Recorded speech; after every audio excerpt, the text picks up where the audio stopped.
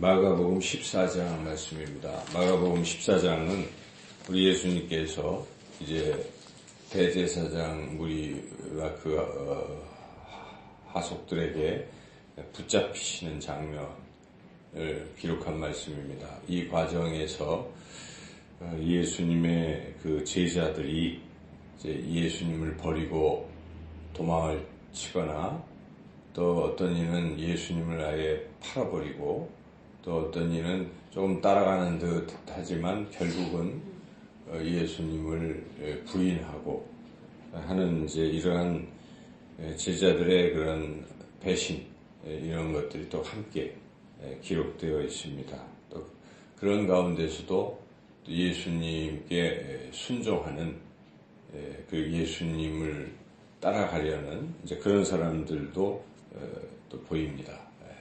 그리고 우리 예수님께서는 이렇게 십자가의 길을 아주 묵묵히 걸어가시는 이제 그런 모습도 우리가 볼 수가 있는데요.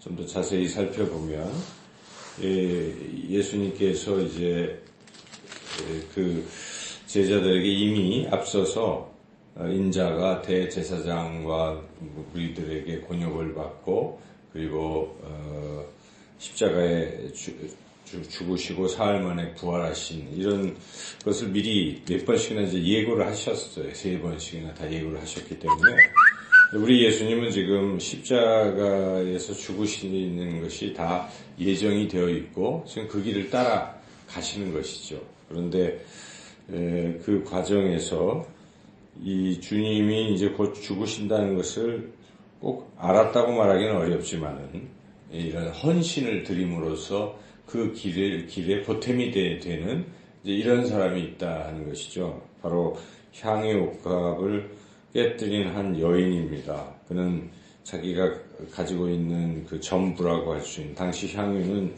결혼할 때 여자가 지참하는 이제 아주 굉장히 귀한 전 재산이라고 볼 수가 있는데 그 향유 옥합을 열어서 그 안에 있는 향유를 이렇게 부은 것이 아니라 아예 깨뜨렸다는 것은 한 방울도 남기지 않고 다 온전히 예수님의 발에 머리에 이렇게 지금 붓고 있는 이런 장면이죠. 그래서 온전한 헌신을 하고 있습니다.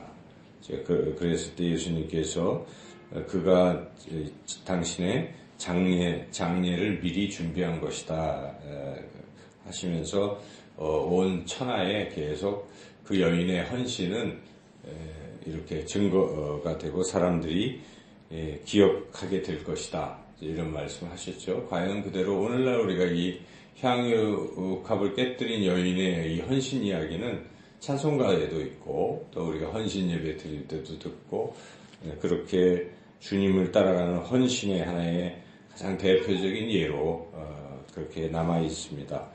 이런 아름다운 헌신이 있는가 하면 거기에 이 반대로 시작 부분에는 예수님을 아예 흉계를 꾸며서 죽이자 하는 이제 이러한 대제사장 무리들의 그러한 계획도 있고 또 이 이야기가 끝나는 그 다음 장면에서는 예수님의 12제자 중 하나인 가룟 유다가 이제 예수님을 파는 배신을 하는 이제 그런 장면이 이렇게 또 양옆에 샌드위치처럼 기록이 돼 있죠. 그래서 마가는 이런 이야기들 이렇게 배치해서 가운데 있는 한 여인의 이 헌신을 돋보이게 하고 있습니다. 그래서 진정히 예수님을 따라간다 하는 것은 향유 옥합을 깨뜨리는 자기 헌신, 그런 주님에 대한 사랑 이런 것이 필요한 것이다라는 것을 우리에게 가르쳐 주고 있습니다.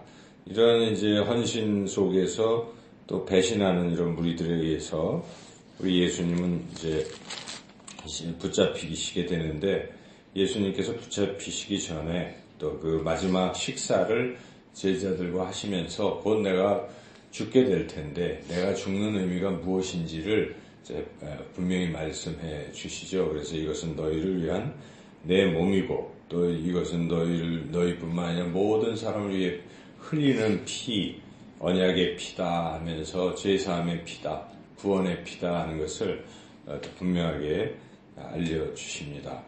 그리고 이제 베드로가 또 제자들이 예수님 배신 안 한다고 아주 다짐하고 죽을지언정 예수님을 따라가겠다고 큰 소리를 막 치는 이런 이야기가 나오는데, 그러나 큰 소리를 쳤지만 그들은 다 도망치고 또 예수님을 부인하는 이런 잘못을 범하지요. 근데 왜 그들이 그렇게 자기 모든 것을 버리고 주님을 따라가는 것 같았는데 이 막판에 예수님이 죽으시는 이 장면에서 도망을 치고 부인하고 하고 있는 것인가?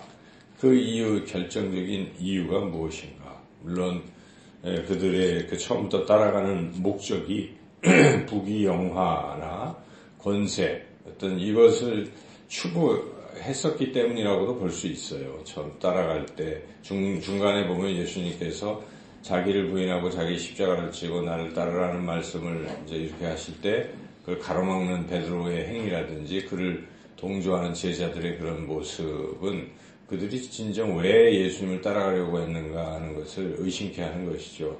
그러니까 주님을 정말 위해서 자기 생명도 걸고 하는 이제 그런 것이 아니라 어떤 영광을 위해서, 또 주님이 이제 그런 말씀하실 때 제자들 가운데 두 사람은 하나 예수님의 우편에 좌편에 하면서 자리 다툼을 하고 서로 노상에서 누가 크냐 싸우고 하는 이런 것들을 쭉 우리가 회상해 본다면 그들이 그 진정한 목적이 어디 있었는가를 우리가 짐작할 수가 있죠.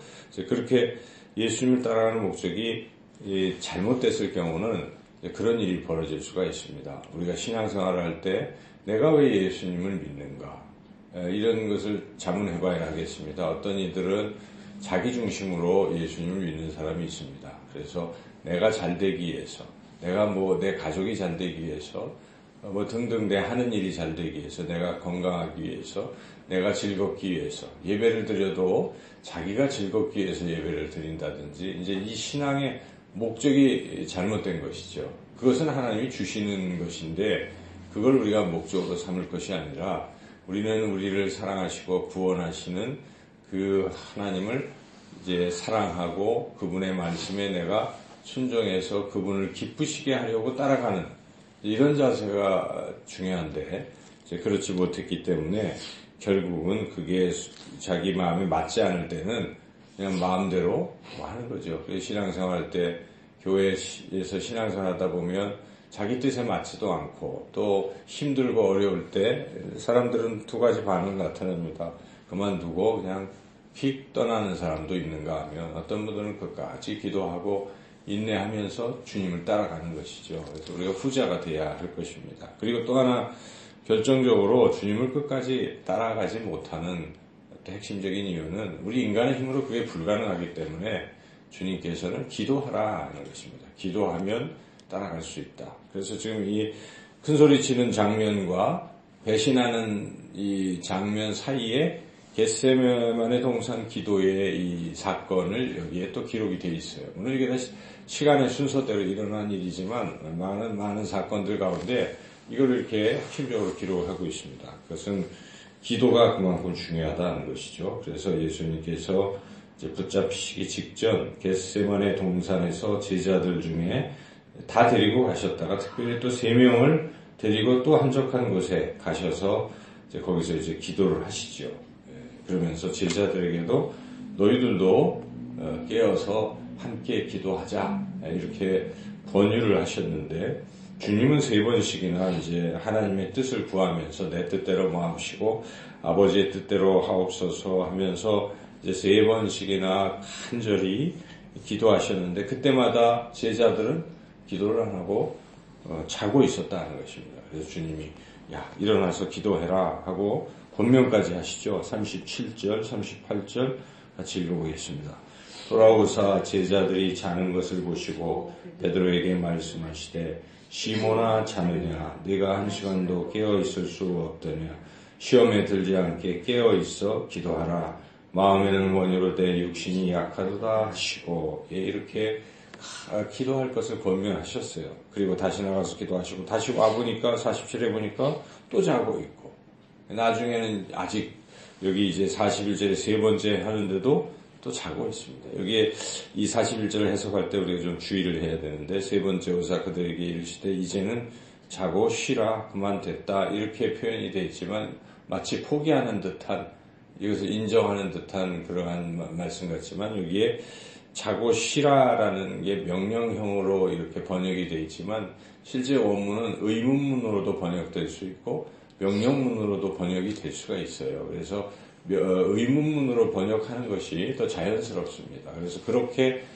번역한 영어 성경들도 있고 그렇습니다. 그래서 이게 아직 이제까지 자고 있느냐 하면서 탄식이 포함돼. 그러니까 너희들이 3번씩이나 기도를 하지 않고 자고 있느냐 하는 질책성 그러한 말씀이라 이렇게 해석하는 것이 문맥의 흐름상 자연스럽습니다. 그래서 이렇게 이와 같이 제자들은 3번씩이나 기도하지 않았고 우리 예수님은 3번씩이나 간절히 기도하신 후에 한때 예수님께서 이 십자가의 고난 자체에서 주님 하나님으로부터 외면당하는 그러한 아픔을 생각할 때 참 이거 안 했으면 어떨까 하는 마음도 사실은 드셨던 것이죠. 그렇지만 기도를 통해서 자신의 뜻을 꺾고 아버지의 뜻으로 이렇게 바뀌었다는 것이죠. 36절 읽어보겠습니다.